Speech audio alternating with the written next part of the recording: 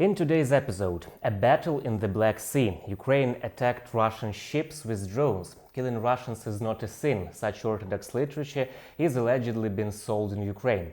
Propaganda is counting our losses. Due to mobilization, there will be 4 million veterans in Ukraine after the war, Russia says.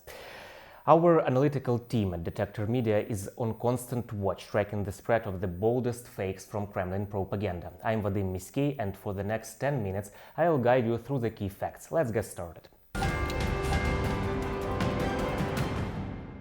Ukraine attacked Russian patrol ships in the Black Sea with drones. This fake was being spread by Kremlin propagandists. The Russian Ministry of Defense reported that the supposed Ukrainian drone attack was repelled. This is a fake.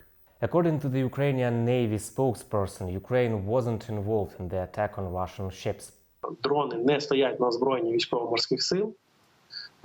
Це по-перше. По-друге, що до того інциденту, який нібито мав місце з їхнім застосуванням, якщо це відповідає дійсності, військово-морські сили не мають ніякого стосунку. Meanwhile, Russia continues shelling Ukrainian ports to block the access of international vessels. После расторжения зерновой сделки Россия объявила север Черного моря зоной опасного судоходства.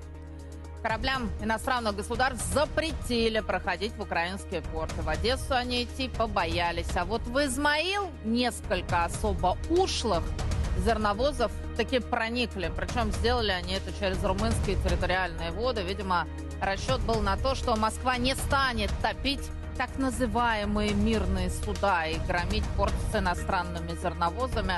Расчет Киева, впрочем, как и всегда, оказался неверным. This is an issue that Russia could end today if it wanted to. Russia is perpetrating this war of choice against Ukraine. Russia unilaterally withdrew from the Black Sea Grain Initiative. Russia could restore commercial shipping today, as I said, if it wanted to, if it had political will.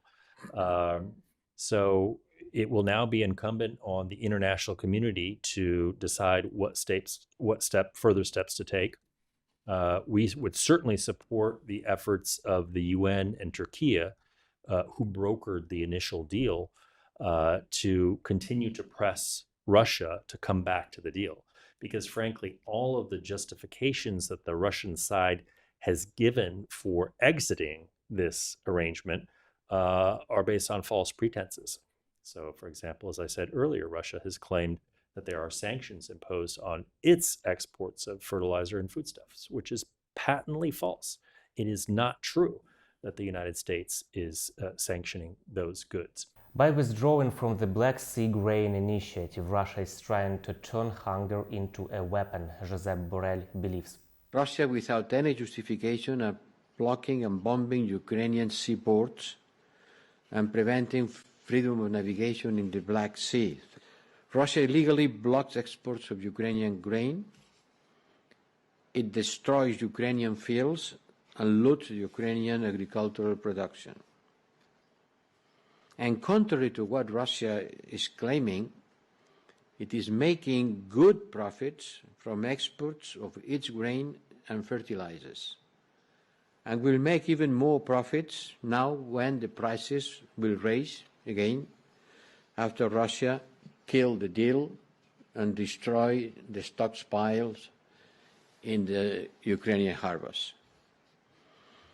We believe that the international community should respond decisively to this deliberated attempt by Putin to starve the world populations in order to gain extra money or to fight the illegal war.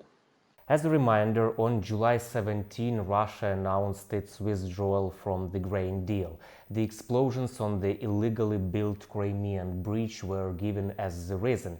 The Black Sea Grain Initiative, signed with the mediation of the UN and Turkey last July, allowed the lifting of the blockade on 3 Ukrainian ports for food exports. The grain corridor has been operational since August 1, 2022, despite regular Russian provocations. 47% of Odessa residents allegedly oppose Ukraine's accession to NATO. This fake is being spread by Kremlin propaganda. Supposedly, these data were published in a poll conducted by the International Republican Institute. The Stop Fake project noticed these reports. The International Republican Institute did publish the results of such a poll. However, the document does not mention anything about the 47% opposed to joining NATO. In fact, 53% of Odessa residents would vote for joining NATO, and only 18% would vote against it. The allies are looking forward to welcoming Ukraine into NATO. First of all, no one can join NATO while a war is going on, where a NATO nation is being attacked, because that guarantees that we're in a war, and we're in a third world war. So that it's not about whether or not they should or shouldn't join. It's about when they can join, and they will join NATO. The issue of whether or not this is going to keep Putin from continuing to fight, the answer is Putin's already lost the war. Putin has a real problem. How does he move from here? What does he do? And so the idea that there's going to be what vehicle is used, he could end the war tomorrow. He could just say, I'm out. But what agreement is ultimately reached depends upon Putin and what he decides to do. But there is no possibility of him winning the war in Ukraine. He's already lost that war. Imagine anyway, he's already lost that war. Today, Odessa residents are waiting for air defense systems to come from the allies. After all, Russia has been regularly shelling the port, residential buildings and architectural monuments. The propaganda claims that almost half of Odessa residents are against joining NATO are clearly lacking in logic. Kremlin propagandists are actively exploiting the topic of the protection of the rights of believers. Here is one of their most recent fakes. An Orthodox book claiming that killing Russians is not a sin is supposedly being sold in Ukraine. Analysts of the VoxCheck project found out that the book is indeed available for sale in a Ukrainian online store. However, the book does not contain a chapter titled "Killing Russians is not a sin." The propagandists have photoshopped a fake. Meanwhile, some Orthodox Russians have themselves demonstrated sadistic tendencies. Понимаете, на Украине болезнь так запущена, что уже никакими уговорами, переговорами, ничем там ничего это излечить невозможно. Там возможна только хирургия. Поэтому ответом на на эти выступления нацистов может быть одни – солнцепек. Это нужно выжигать. Совершенно так. Мне скажут, это не христианский путь. Христианский вполне. Просто этика для этих людей, они же себя позиционируют как язычники. Простите меня, и получите как язычники. Russia could have displayed its Orthodox values if it had not shelled religious institutions in Ukraine. Russia attacked Odessa on July 23 with missiles of various types.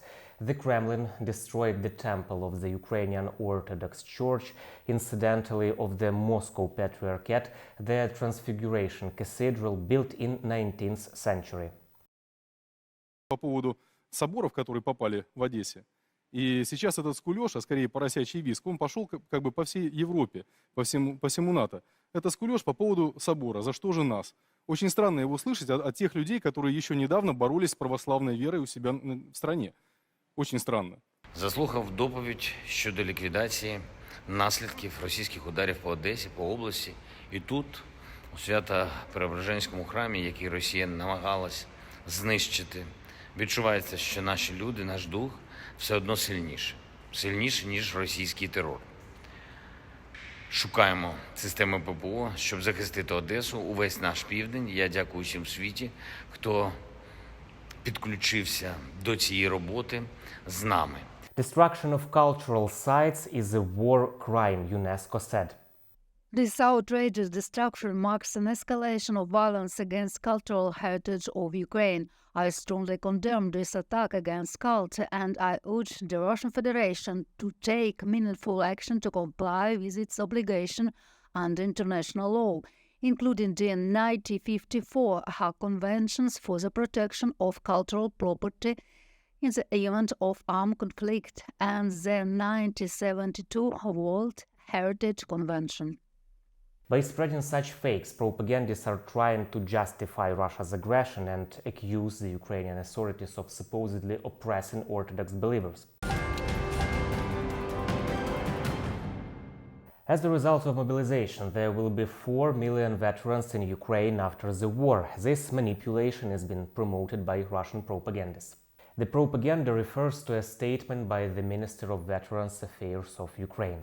By February 24, we had about 500,000 people who were directly involved in the anti-terrorist operation and the joint forces operation.